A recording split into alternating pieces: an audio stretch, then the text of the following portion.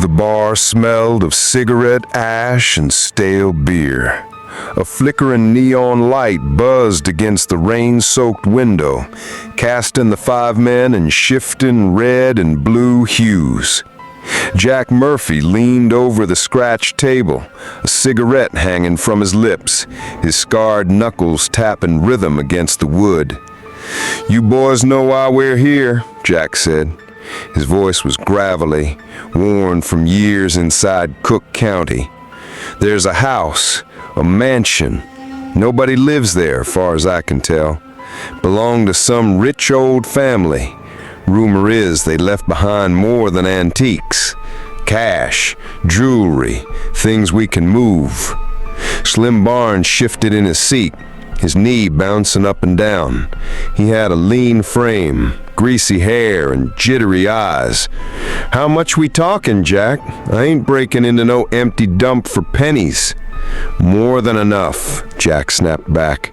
"You want a number? Try 6 figures if we're smart. Maybe 7 if the place is what I think it is." He crushed the cigarette against the table without looking. Raymond Carter, the biggest of the crew, sat back with arms crossed, chewing a toothpick. "You're sure no one's there? Cops don't come sniffing around?" His voice carried Detroit steel, deep and wary. Tyler Briggs, the youngest, leaned forward, his gold chain swinging. "Don't matter. We're in, we're out. I don't care if the place got ghosts in it, long as there's green." He smirked, but his voice had a tremor under the bravado. Sean Daniels hadn't said a word. He sat at the end of the table, hands folded, listening. His eyes were quiet but sharp, darting between the others. He wasn't the kind to waste breath.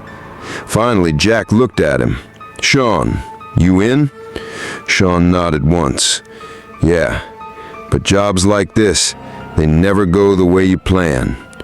The table went silent for a beat, the rain tapping harder against the glass. Jack cracked a grin, showing yellowed teeth.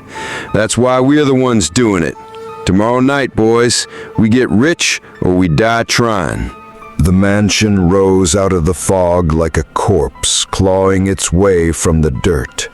Black iron gates stood crooked, one hinge hanging loose, whining when Raymond pushed it open.